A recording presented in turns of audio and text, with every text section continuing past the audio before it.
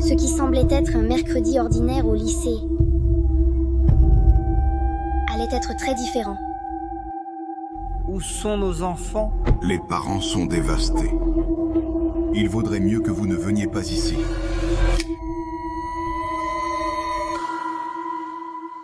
Dans une ville tranquille, à l'aube d'un jour ordinaire, 17 enfants disparaissent sans laisser de traces, laissant derrière eux des maisons vides, des familles pétrifiées et un seul enfant. Un qui semble être la clé pour révéler une force obscure, manipulant la réalité et déclenchant un chaos surnaturel menaçant tous ceux sur son passage.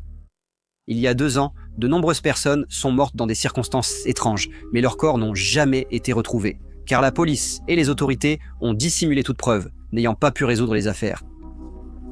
Ce mercredi à l'école primaire, la nouvelle enseignante Justin Gandhi arrivait lors d'une journée apparemment ordinaire. En entrant dans sa classe, elle vit qu'elle était vide, à part un élève, Alex Lilly, le seul présent. Cela était dû à ce qui s'était produit la veille à 2h17 du matin. Tous les autres enfants se sont réveillés, ont quitté leur maison, ont disparu sans laisser de traces. Ils l'ont fait vite et joyeusement, comme répondant à un appel irrésistible. En apprenant la disparition, les parents ont contacté la police. Aucune piste n'a été trouvée dans les maisons, bien que certaines caméras de sécurité montrèrent les enfants courant dans la pénombre, sans révéler leur direction. Alex a été interrogé, mais a affirmé ignorer la cause de la fuite et nier avoir reçu des instructions. Justine a aussi affirmé ne pas savoir ce qu'il s'était passé. L'école a été fermée temporairement et un hôtel érigé en mémoire des disparus. Pour soutenir les élèves touchés, des thérapeutes ont été mis à disposition dans l'établissement. 17 enfants avaient disparu. Parents, enseignants et autorités se sont réunis dans l'auditorium pour discuter de l'événement. Justine, nerveuse et timide, a exprimé ses regrets, assurant qu'elle souhaitait également des réponses et qu'elle éprouvait de l'affection pour les enfants. Cependant, les parents l'ont interpellée jusqu'à ce que le directeur Marcus intervienne pour les calmer. Un officier, inquiet pour sa sécurité, lui a conseillé de se mettre à l'abri. Justine est allée acheter de la vodka au supermarché. Peu après, un appel d'un inconnu l'a averti de faire attention, avec seulement des respirations lourdes au téléphone. Ce soir-là, en rentrant chez elle, elle a vu des gens dans la rue et, craignant qu'il ne s'agisse des parents, elle s'est réfugiée à l'intérieur. Depuis la fenêtre, elle n'a rien vu bouger. Alors qu'elle se servait un verre, la sonnette a retenti, mais personne n'était visible au Judas. Peu après, des coups violents ont frappé la porte. Elle a saisi du gaz poivré, est sortie et a trouvé sa voiture vandalisée avec le mot « sorcière », sans personne autour.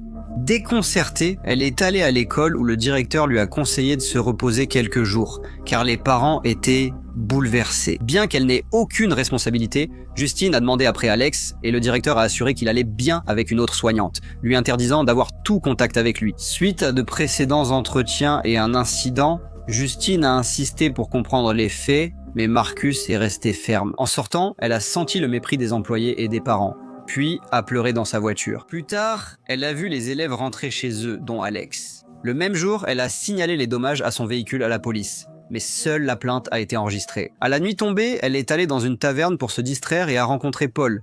Elle a remarqué sa main blessée, qu'il a minimisée, et a été surprise de le voir ne s'attendant pas à sa venue. Paul a dit être heureux qu'elle lui ait écrit et qu'elle lui manquait, ce qui a mené à une conversation légère. Après avoir commandé un soda, il a remarqué son attitude étrange. Justine lui a avoué que la plupart des gens la considéraient comme une sorcière et que quelqu'un avait peint sa voiture. Pour le prouver, Paul, essayant d'alléger la conversation, a plaisanté, ce qui a contrarié Justine, qui lui a reproché son insensibilité. Il s'est montré sérieux et a dit être inquiet pour elle, remarque qu'elle a rejetée en disant ne pas avoir besoin de son inquiétude stupide. Paul a voulu lui donner un conseil. Elle l'a écouté, malgré sa réticence. Il lui a conseillé de ne pas s'angoisser à cause des commentaires hostiles, car les gens étaient plus concentrés sur leur propre vie. Justine leva les yeux, certaine que la situation était grave. Paul insista, en soulignant qu'elle exagérait parfois et que l'alcool ou chercher de la compagnie n'aiderait pas. Elle reconnut qu'au moins, elle n'était pas seule, puisqu'il était là. Paul ayant refusé de rester, Justine lui proposa un verre, mais il déclina.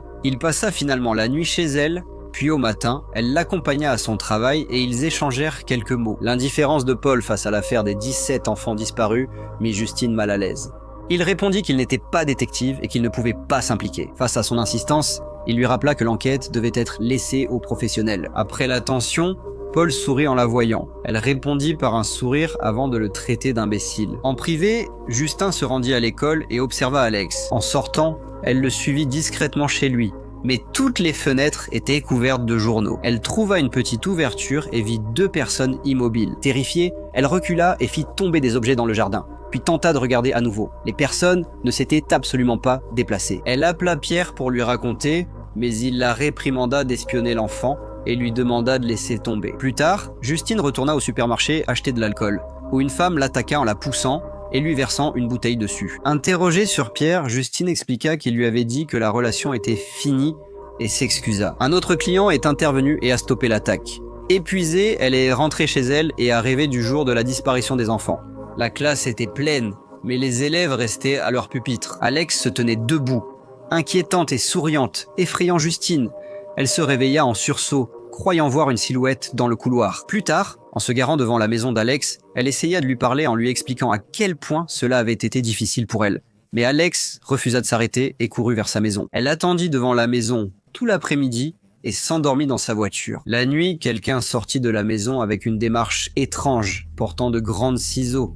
La silhouette s'approcha de la voiture et, après l'avoir observée, entra par la porte arrière, coupant les cheveux de Justine pendant qu'elle dormait. Archer, le père d'un des enfants disparus, restait dans la chambre de son fils, regardant photos et enregistrements de la nuit de sa disparition, tentant de comprendre ce qui l'avait poussé à partir. Plus tard, il se rendit à son travail sur le chantier. Mais son travail était bâclé à cause de la perte de son fils. Des erreurs de matériaux sur le chantier montrèrent sa distraction. Le colonel a annoncé qu'il suivrait les rares pistes ce jour-là. Archer a demandé des nouvelles de l'unité canine, mais on lui a dit que les rapports allaient directement au corps d'enquête. L'officier a dit comprendre sa douleur et a affirmé que s'il s'agissait de son fils, il chercherait aussi des réponses. Archer a souligné que la maîtresse, Justine, pouvait être informée et rester libre, sans responsabilité évidente. Il a dit avoir enquêté et découvert qu'elle avait été arrêtée il y a 2 ans, pour conduite en état d'ivresse et renvoyée d'une autre école pour comportement inapproprié. L'officier le fixa sévèrement et lui demanda ce qu'il pensait que Justine savait ou si elle avait agi. Il a affirmé que les enregistrements prouvaient que les enfants étaient sortis volontairement et qu'aucune preuve n'impliquait l'enseignante. Lors d'une réunion avec les autorités scolaires, Archer a affirmé que rien n'avait de sens. 17 enfants d'une même classe ont disparu sans aucun avertissement. Il a exigé des réponses concernant la classe et pourquoi seuls ses élèves avaient été impliqués. La réunion s'est terminée avec des parents indignés et des autorités impuissantes. Archer, déterminé, a suivi Justine jusqu'à chez elle et a versé de la peinture rouge sur sa voiture. Ensuite, il a vérifié une fois de plus les enregistrements de son fils et s'est finalement préparé à se reposer. À 2h17, des bruits l'ont réveillé. Il a vu son fils sortir et l'a suivi jusqu'à une grande maison, avec une arme marquée du numéro 217. Il est entré par la porte ouverte et est monté au 2e étage. Dans la dernière chambre, il a trouvé son fils endormi sous les draps, en train de pleurer. Archer le supplia de lui révéler où il se trouvait. L'enfant resta silencieux, en larmes.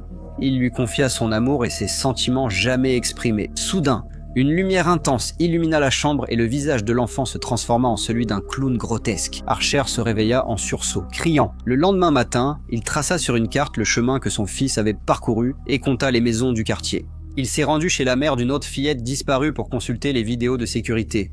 Elle a refusé, mais son mari a accepté. Archer mesura les pas de la fillette et, à l'aide de petits drapeaux et d'un laser, traça l'itinéraire jusqu'à une autre maison. Il apprit que les 2 enfants s'étaient croisés et rencontra Justine en route vers la station-service. Il insista pour lui parler, mais elle nia savoir quoi que ce soit et rappela que de nombreux parents la voyaient comme le problème. Archer accepta, soulignant qu'elle faisait partie du conflit. Justine, bouleversée, se mit à crier, l'accusant de la menacer. Un homme au visage ensanglanté courut alors vers eux et Justine laissa tomber le tuyau de carburant, causant une fuite. Archer intervint, mais fut poussé et heurta le bitume. Justine en profita pour s'échapper sous son véhicule. L'agresseur la poursuivit jusqu'à ce qu'elle se réfugie dans un supermarché voisin. Archer a essayé de le maîtriser, mais l'inconnu l'a violemment étranglé. Pendant ce temps, Paul appelait sa petite amie, qui lui a demandé de faire des courses et d'avertir son père de son retour prochain. Paul a informé le chef de la police, son beau-père, de la nouvelle. Pendant son service, il vit Justine déclarer quelque chose sur son véhicule et l'après-midi fut longue. Dans un autre quartier, un jeune homme a tenté d'entrer par une fenêtre, mais a fui lorsque l'alarme s'est déclenchée. Paul l'a poursuivi et a finalement réussi à l'attraper. Le jeune homme a prétendu travailler dans la maison, bien qu'il ait perdu ses clés pendant la fouille. Paul s'est blessé accidentellement avec une aiguille cachée dans les poches du jeune homme et l'a frappé jusqu'à l'évanouissement. Il a tenté de le ranimer et de lui retirer les menottes pour qu'il parte sur le chemin du retour. Au commissariat, le colonel l'a sévèrement réprimandé, l'avertissant que le rapport de l'incident serait conservé et pourrait lui causer des problèmes si le jeune homme portait plainte. Il lui a aussi demandé s'il avait consulté pour sa main blessée. Paul est sorti furieux, jurant à voix basse. Peu après, Justine lui envoie un message avec une photo d'elle, avec Donna, sa femme, en arrière-plan. Ce même soir, Paul a fini par retrouver Justine dans un bar, où tous deux se sont rapprochés et leur relation est rapidement devenue intime. La tension présente depuis des semaines entre eux s'est brièvement apaisée. Et, un instant, ils ont paru oublier la gravité des récents événements. En rentrant, Paul a sursauté en voyant les affaires de sa femme Donna, signe qu'elle était rentrée plus tôt que prévu. La surprise et la culpabilité de Paul ne passèrent pas inaperçues. Donna, visiblement contrariée, commença à lui demander où il était la nuit précédente. Chaque mot et geste de Paul révélèrent la situation, et le visage de Donna en fit un jugement silencieux. Plus tard, devant le bureau du colonel, Paul sentit un regard sévère.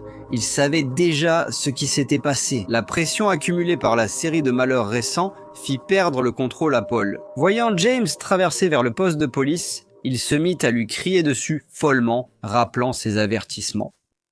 Sans hésiter, il monta dans sa voiture de patrouille, prêt pour la poursuite. Avant cela, James avait campé et consommé des drogues de manière désespérée. De retour en ville, il marchait prudemment, observant les véhicules, s'assurant que les portières étaient ouvertes ou non verrouillées. Il avait récemment trouvé un emploi, c'est pourquoi il passait des appels téléphoniques pour demander de l'argent afin d'acheter des vêtements appropriés.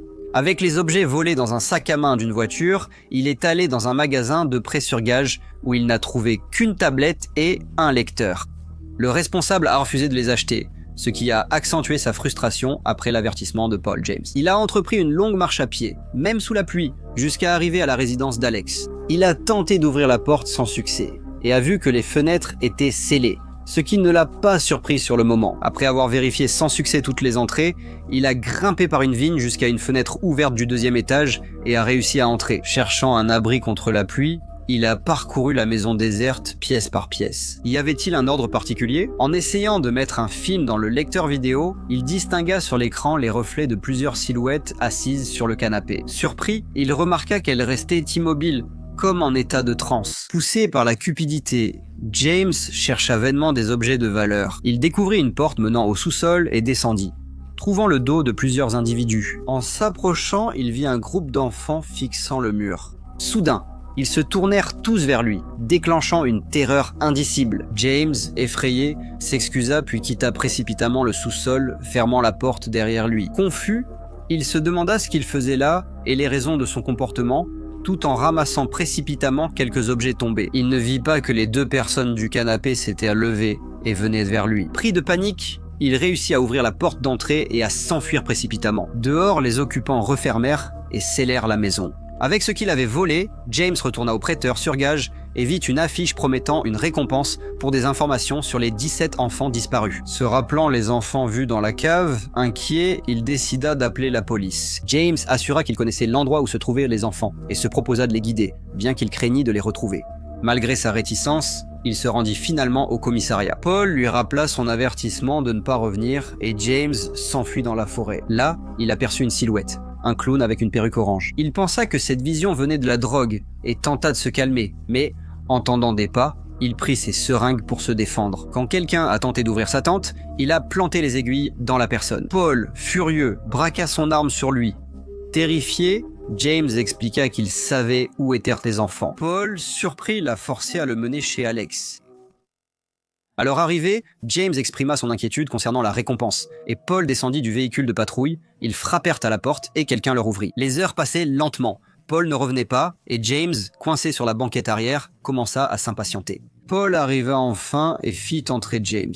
Au même moment, Justine informait Marcus d'événements étranges chez Alex et sollicitait l'intervention de la protection de l'enfance. Il trouva inutile d'aggraver la situation et convoqua les parents. Peu après, Gladys, une femme âgée, est arrivée à l'institution et a dit aider Alex à cause des soucis de santé de ses parents. Gladys est ensuite apparue à l'improviste chez Marcus, faisant le ménage et discutant avec lui et son partenaire. Durant la conversation, elle a montré un bouquet d'épines, s'est coupé la main et a manipulé des mèches de cheveux, dont une de Justin. Alors qu'elle agitait une clochette qui rendait Marcus fou, la violence a éclaté. Marcus a attaqué son compagnon, vomissant une substance noire et le frappant jusqu'à ce que Gladys intervienne et nettoie calmement ses mains. Elle a enroulé ses cheveux autour des baguettes, les a brisés et a poussé Marcus à chercher Justine. Il a traversé la ville le visage ensanglanté jusqu'à la trouver enfin. Marcus l'a suivi. Archer a tenté de gérer la situation, mais Justine en a profité pour s'enfuir vers sa voiture. Le directeur l'a poursuivi en frappant à la fenêtre, a démarré et s'est enfui, tandis qu'Archer continuait la poursuite pour la protéger. Lors de la fuite, une voiture a percuté le directeur.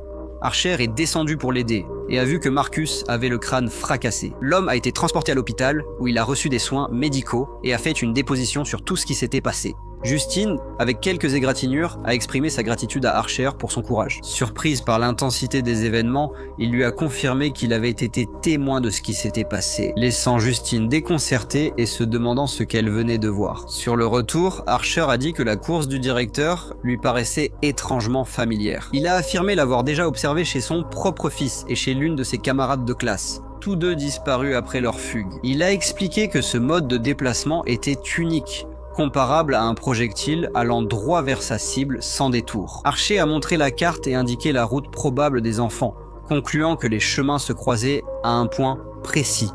Justine, terrifiée, a aussitôt reconnu l'endroit. Il s'agissait de la maison d'Alex, le seul enfant qui n'avait pas disparu. Le père d'Alex avait l'habitude de venir le chercher tous les jours à la sortie de l'école, et pendant le trajet, ils avaient une conversation agréable. Ce soir-là, il dit à son fils que la sœur de sa mère viendrait les voir. Elle s'appelait Gladys et allait rester quelque temps à la maison. Intrigué, Alex demanda pourquoi elle devait rester, ce à quoi son père répondit qu'elle était malade et avait besoin d'un endroit où vivre. La mère d'Alex, occupée par les tâches ménagères, exprima son désir d'avoir la maison en ordre avant l'arrivée de l'invité, alors elle envoya son fils nettoyer sa chambre. Gladys arrive tard dans la nuit. Le matin suivant, Alex descend parler à ses parents et les entend se disputer. Le père n'était pas tout à fait d'accord avec la présence de la femme à la maison, car cela faisait 15 ans qu'il n'avait pas eu de ses nouvelles. Et il trouvait étrange de vivre sous le même toit après tant d'années d'absence. Sa mère l'a accueilli avec affection et lui a demandé de se brosser les dents avant de prendre le petit déjeuner, lui rappelant qu'il devait faire silence, car sa tante dormait encore. Poussé par la curiosité, le garçon jeta un coup d'œil dans la chambre de la nouvelle arrivante. Il aperçut une perruque sur un mannequin, et en levant les yeux, il croisa le regard fixe de Gladys, qui l'observait intensément depuis le lit. Surpris et quelque peu embarrassé, il ferma la porte et se retira. Sur le chemin de l'école, son père lui dit que la femme ne resterait probablement pas à la maison plus d'1 mois. Alex subissait du harcèlement scolaire et, lors d'un examen, un camarade lui lança un crayon. Justine remarqua l'incident, réprimanda l'agresseur et le fit sortir de la classe. Ce même après-midi, en sortant de l'école, le père d'Alex, qui l'attendait d'habitude, n'était pas là. L'enfant attendit que tous ses camarades partent. Ne le voyant pas, il rentra à pied chez lui. En entrant, il trouva un silence inquiétant.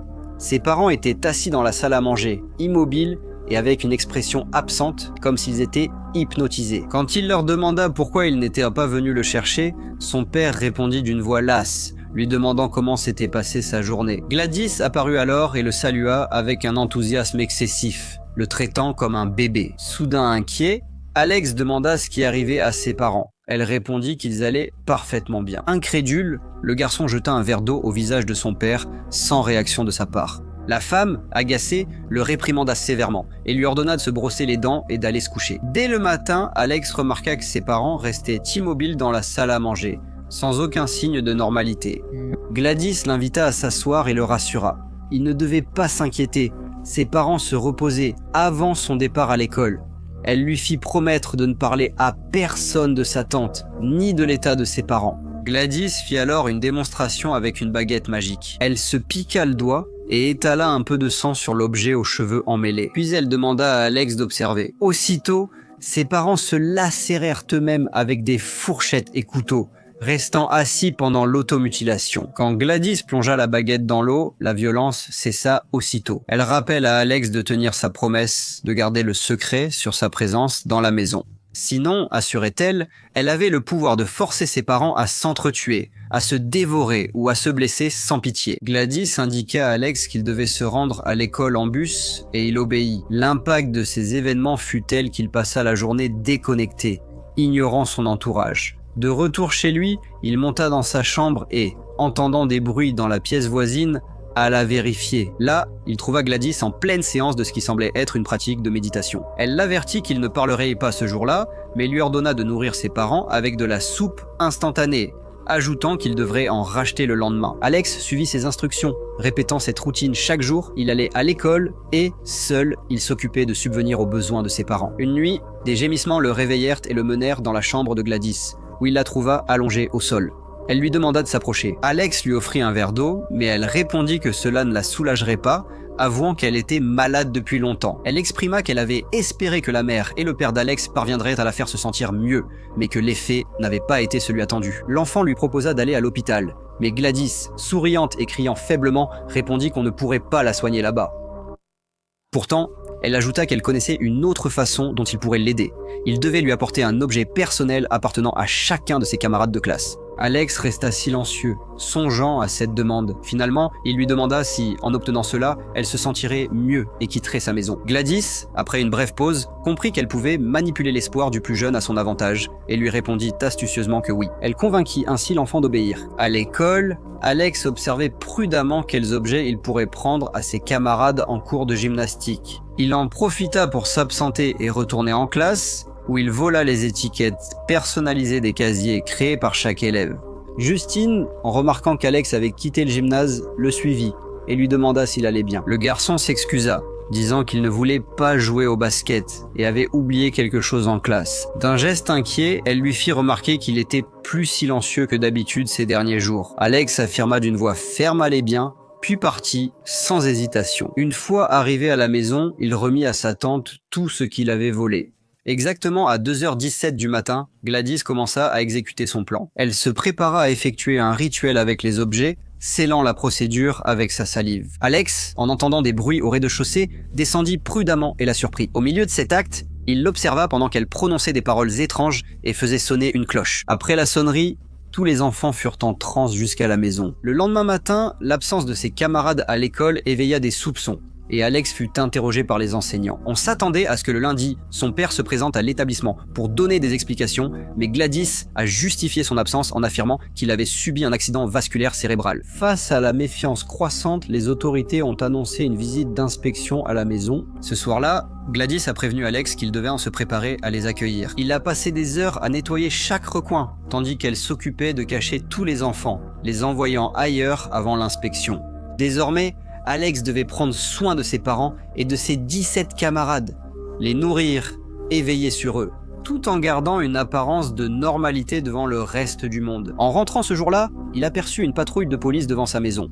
En franchissant la porte, il trouva Paul immobile dans le salon, comme pétrifié. Alex comprit que sa grand-mère avait manipulé les autres de la même façon. Plus tard, il trouva James dans le même état d'immobilité, incapable de réagir à l'étage supérieur. Sa tante l'accueillit avec sa sérénité habituelle et lui dit de faire ses bagages immédiatement. Il était temps de disparaître, avant qu'une découverte imminente ne les mette en danger. Archer et Justine s'étaient égarés devant la maison, mais en voyant la patrouille, ils décidèrent de ne pas s'approcher.